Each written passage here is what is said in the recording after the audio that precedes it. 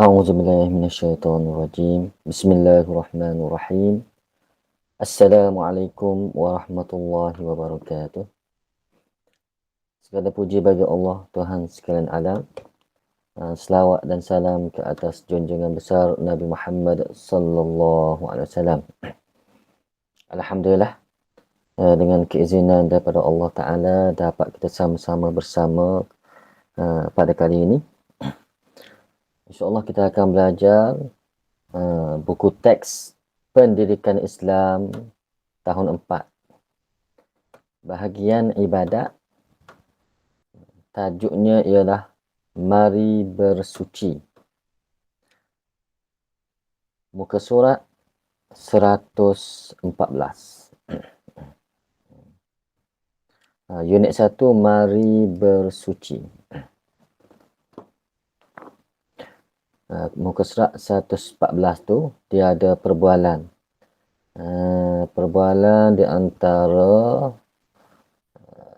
cucu dan datuk lah. Kita tengok perbualan dia tu. Awak baca mengikut nombor lah.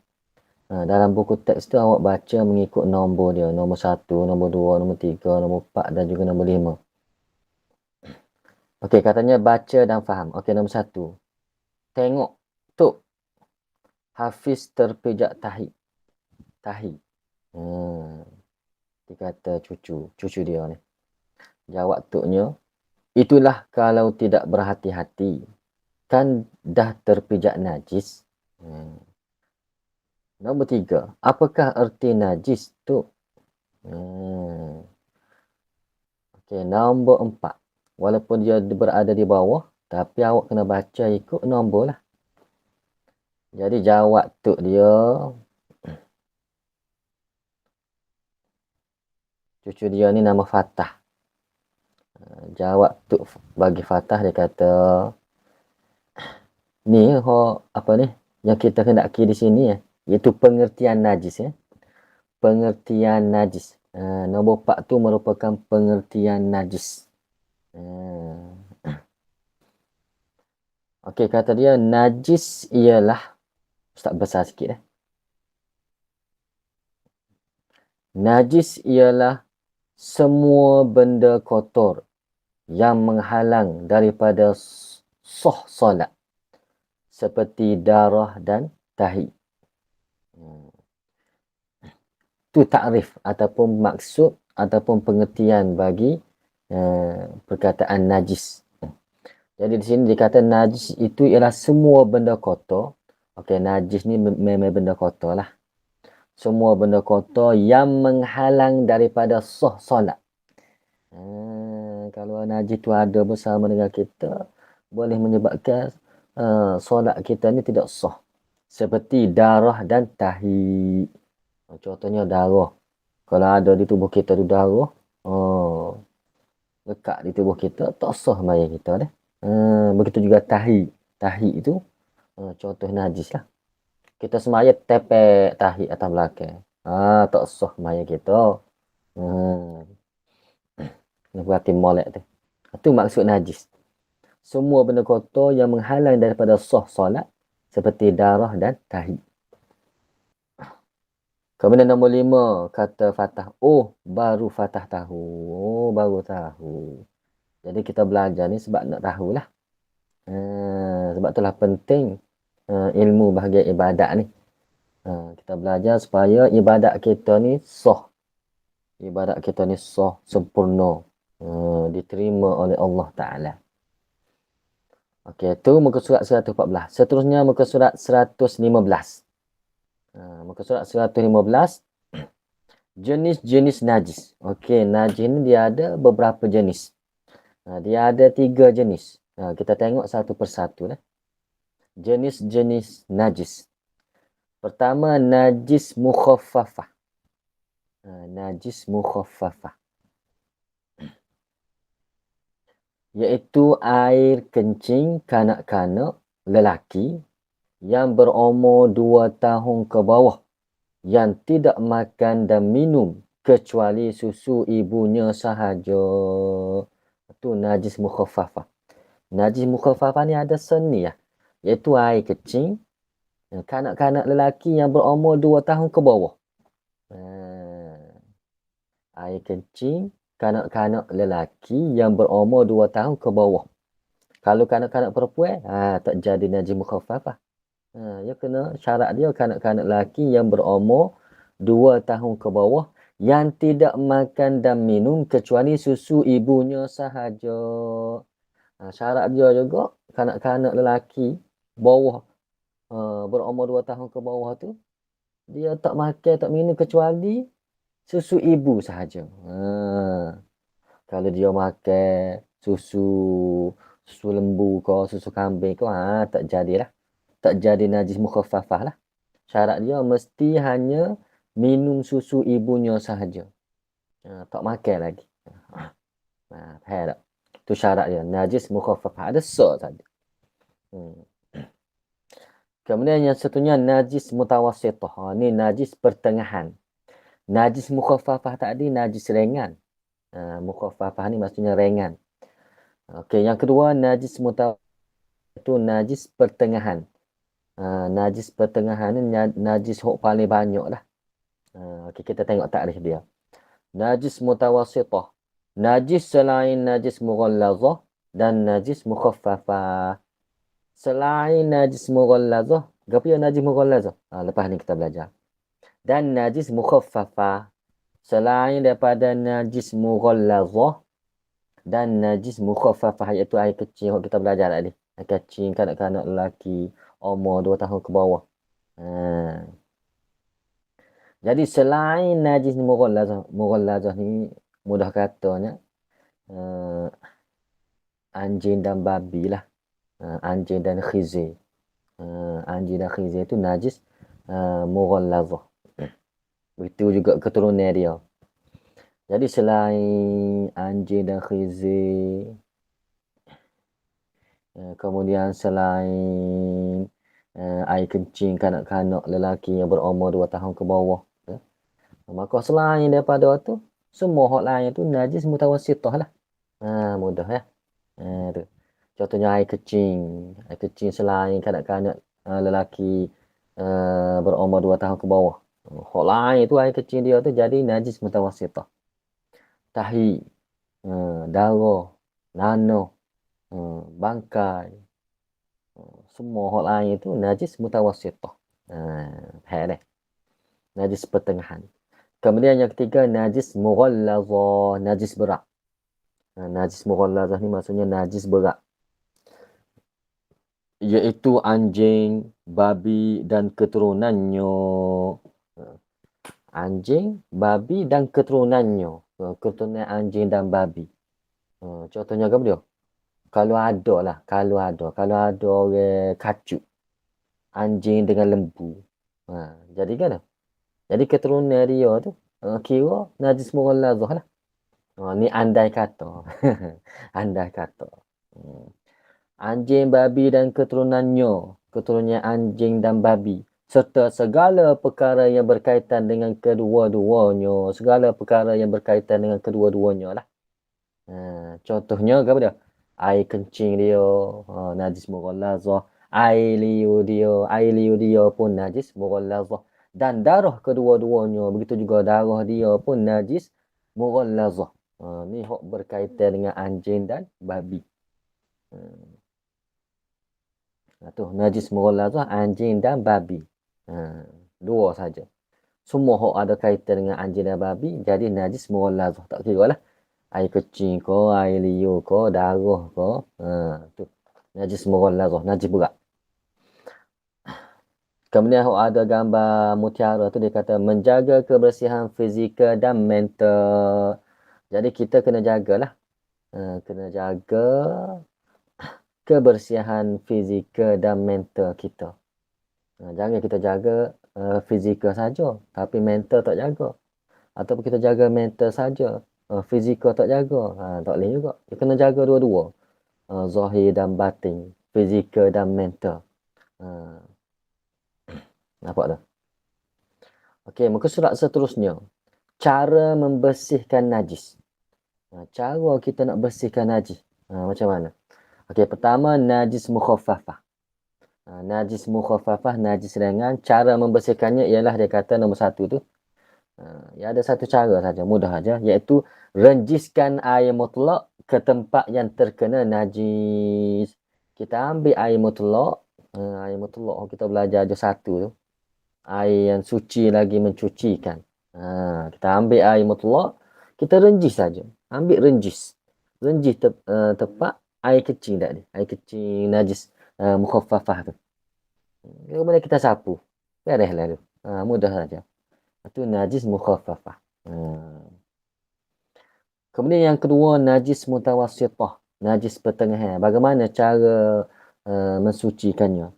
Pertama dia kata hilangkan najis yang terkena pada badan, pakaian atau tempat. Mula-mula sekali kita buai lah. Kalau ada tahik topok, kena buai dulu. Jangan basuh terus atas tahik tu. Nampak tu? Kena buai dulu. Kena buai, ambil ketah buai dulu. Hilangkan dulu najis yang terkena pada badan, pakaian atau tempat. Yang kedua, basuh dengan air mutlak. Barulah kita ambil air mutlak, kita basuh. Sehingga hilang kesannya sama ada warna, bau dan rasa. Sehingga hilanglah kesan dia. Tak ada kesan dia. Dari sudut warna dia tak ada, bau dia pun hilang, rasa dia pun hilang. Nampak tu? Biasanya kalau warna hilang, bau hilang, rasa hilang lah. Kau nak terang. Nak terang rasa. Warna hilang, bau hilang, insya-Allah rasa pun hilang lah. Itu cara nak mensucikan najis mutawassithah. Kemudian yang ketiga, najis mughallazah. Cara nak mensucikannya. Ada 3 step, 3 cara. Kena ikuti ni. Pertama, hilangkan najis yang terkena pada badan, pakaian atau tempat. Kita buai dulu najis tu. Kalau ada air liur anjing kau, kita buai. Kalau ada tahik dia pun kita buai. Kena buai dulu. Yang kedua, basuh dengan air tanah satu kali. Kita ambil air, kita capur dengan tanah. Jadi air tanah, kita pun basuhlah tempat kena najis tadi. Najis mughallazah tadi. Menggunakan air yang dicampur dengan tanah. Kemudian yang ketiga, basuh dengan air mutlak 6 kali hingga hilang bau, warna dan rasa. Lepas itulah baru kita basuh 6 kali dengan air mutlak. Sehingga hilang bau, warna dan rasa. Barulah hilang najis mughallazah. Itu cara basuh dia. Kemudian di sebelah tepi tu yang ada gambar mentol tu. Kena baca belakang ni. Dia kata proses membersihkan najis mughallazah dinamakan sertu. Proses. Nama proses kita membersihkan najis mughallazah ni kita panggil dia sertu. Kalau sebut sertu maksudnya proses menghilangkan ataupun membersihkan najis mughallazah lah. Tu orang panggil sertu. Istilah dia. Orang panggil sertu. Okey, muka surat seterusnya. Okey, ada gambar bulatan tu. Okey, gambar bulatan ni dia kata cara menjaga kebersihan. Bagaimana cara dia? Cara menjaga kesucian, cara menjaga kebersihan. Kita tengok. Contohnya di rumah. Di rumah cara nak jaga kebersihan, kesucian ni macam mana? Kena tayamum. Ni kalau tak ada air, tayamum. Mandi wajib. Ni mandi wajib. Kena mandi. Kalau di sekolah wudu. Maknanya kebersihan ni kena jaga belakang. Wudu, beristinja dengan sempurna. Istinja dengan sempurna. Kita basuh tangan kita ko. Kita basuh selepas daripada kita selesai buai air kecil ataupun air besar, beristinja dengan sempurna. Kena basuh dengan sampai bersih lah.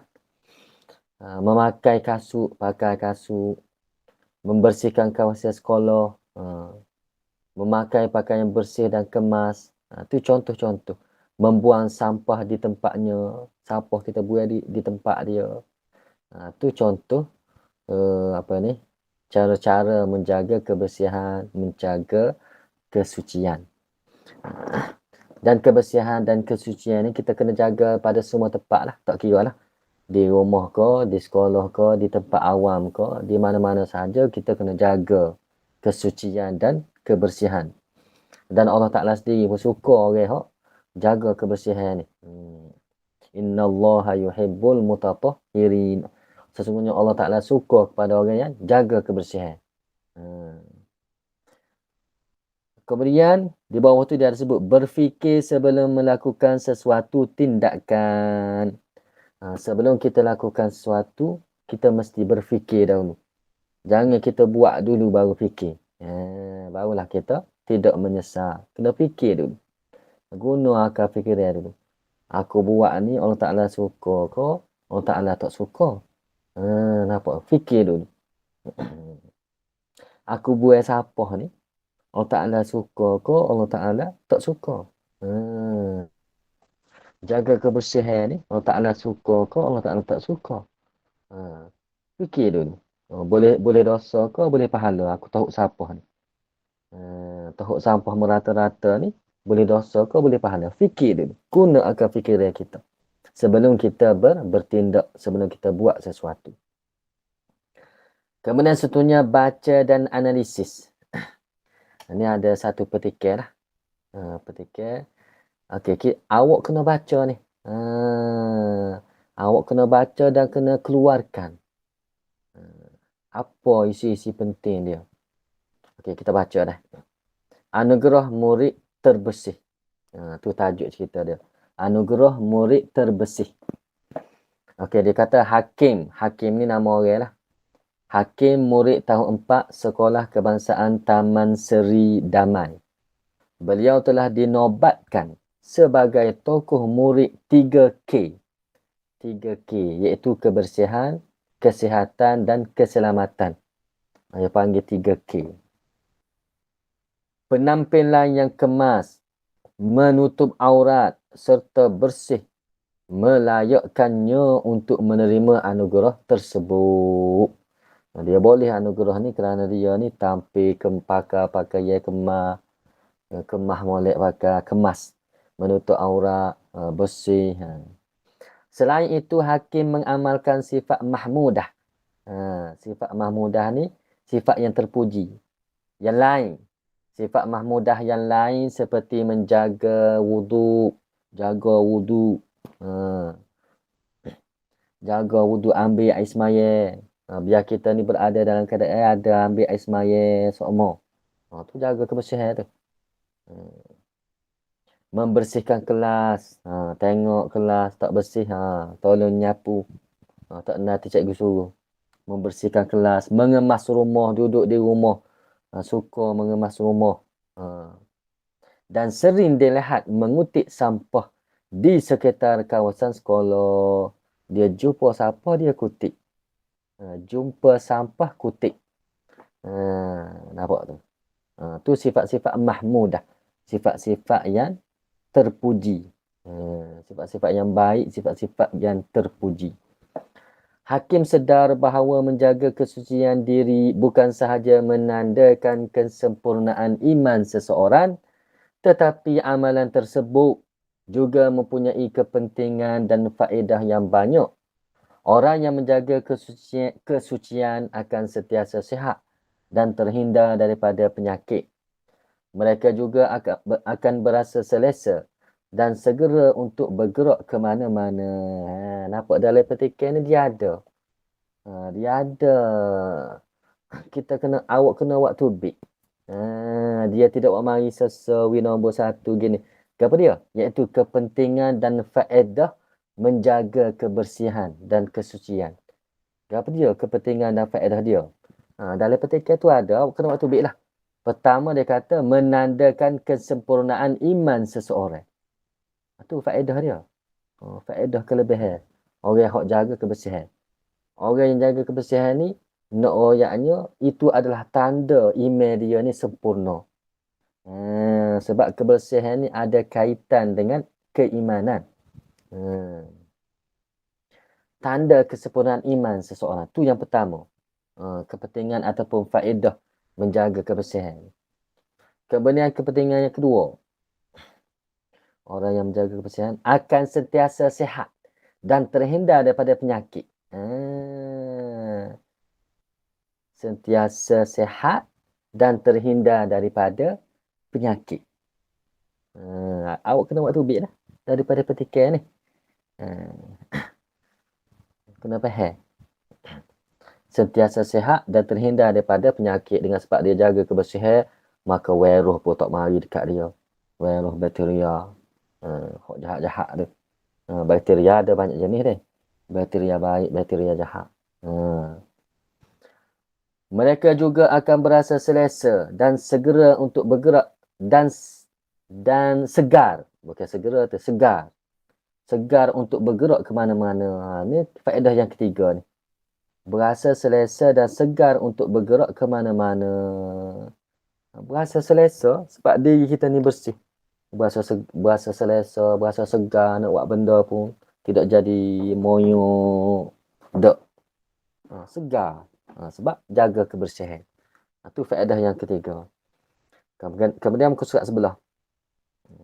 Selain itu, dengan menjaga kesucian diri, ibadat pengamalnya bukan sahaja diterima oleh Allah, malah mendapat pahala di sisinya. Kemudian yang seterusnya, iaitu ibadat pengamalnya diterima Allah. Apabila kita jaga kebersihan, maka ibadat kita Allah Ta'ala terima. Kita semaya, jaga, jangan kena najis. Kalau ada najis di tubuh kita ke, di tempat kita ke, maka semaya kita ni tak sah. Jadi apabila kita jaga kebersihan, maka semaya kita ni diterima oleh Allah. Ibadat kita pun diterima oleh Allah Ta'ala. Nampak tu? Yang pentingnya kebersihan ni. Kemudian dia kata mendapat pahala di sisinya. Dapat pahala pula. Amalan kita Allah Ta'ala terima. Kemudian dapat pahala. Itu di antara kepentingan dia. Kemudian seterusnya, imej umat Islam juga dipandang mulia oleh penganut agama lain. Kepentingan seterusnya ialah imej umat Islam tu dipandang mulia. Orang tengok orang Islam, kalau orang bukan Islam tengok, orang Islam ni, bersihnya, suka jaga kebersihan. Jadi imej yang baik dipandang mulia oleh orang bukan Islam. Nampak tak? Itu faedah ataupun kepentingan menjaga kebersihan. Jika masyarakat di sekeliling bersama-sama menjaga kebersihan, mereka dapat hidup dengan tenang. Ni faedah juga ni. Dapat hidup dengan tenang dan harmoni. Kalau semua pakat jaga, maka masyarakat itu dapat hidup dengan tenang dan harmoni. Itu faedah yang seterusnya. Kemudian faedah yang terakhir iaitu bahkan pelancong juga berminat melawat ke negara kita. Iaitu pelancong berminat melawat ke negara kita. Itu faedah ya. Faedah yang terakhir. Jadi ada awak kena buat keluar lah. Ada berapa faedah tadi? Bila ke tak? Ada 8. Ada 8 faedah. Ustaz sudah buat nota dah. Awak boleh tengok nota tu dalam pautan Google Form yang Ustaz telah buat lah. Dalam tu lengkap. Awak boleh baca. Cuma sesi di sini ialah sesi kita membaca buku teks. Okey, ada nota di bawah tu dia kata, amalan menjaga kesucian dan kebersihan dalam semua aspek kehidupan dapat memberikan kesan yang positif terhadap diri, agama dan masyarakat. Jadi kesan dia, kepentingan dia dapat memberikan kesan yang positif bukan kepada diri kita saja, bahkan kepada agama kita dan juga kepada masyarakat kita. Tu kepentingan kita jaga kebersihan. Bawah tu dia kata, dia ada sebut sentiasa menjaga kebersihan dalam semua aspek kehidupan. Jadi kita kena jaga kebersihan dalam semua aspek kehidupan lah. Semua perkara kita jaga kebersihan. Bukan pakaian saja, bukan diri saja. Tempat kita tinggal kena jaga kebersihan. Makanan kita kena jaga kebersihan. Di sekolah kena jaga kebersihan. Semua aspek kehidupan kita kena jaga kebersihan. Okey, habislah. Sampai muka surat 119. Kemudian muka surat 120 tu, itu bahagian bahagian latihan tu. Awak boleh baca dah. Bahagian latihan. 120, 121 ni awak boleh baca sendiri. Itu aktiviti penambahan. Cuma tugas awak seterusnya, Ustaz akan bagi link ataupun pautan Google Form. Dalam tu ada nota bentuk video, kemudian ada nota dalam bentuk yang Ustaz telah buat. Ringkasan daripada buku teks yang kita baca ni ada dalam tu. Kemudian bahagian yang ketiga ada sedikit latihan lah. Awak buatlah ada sedikit latihan dalam Google Form tersebut. Jadi itulah untuk kali ini. Semoga awak dapat baca buku teks dengan baik. Kalau ada tak faham, tak gapo tu boleh hubungi Ustaz lah. Boleh WhatsApp Ustaz. Zaman sekarang ni kita boleh guna teknologi WhatsApp dia. Ataupun guna teknologi Telegram. Macam-macam lah ni. Boleh guna. Kalau ada tempat yang tidak faham, boleh tanya Ustaz. Aku qawli hadza wa astaghfirullah li wa lakum. Wassalamualaikum warahmatullahi wabarakatuh.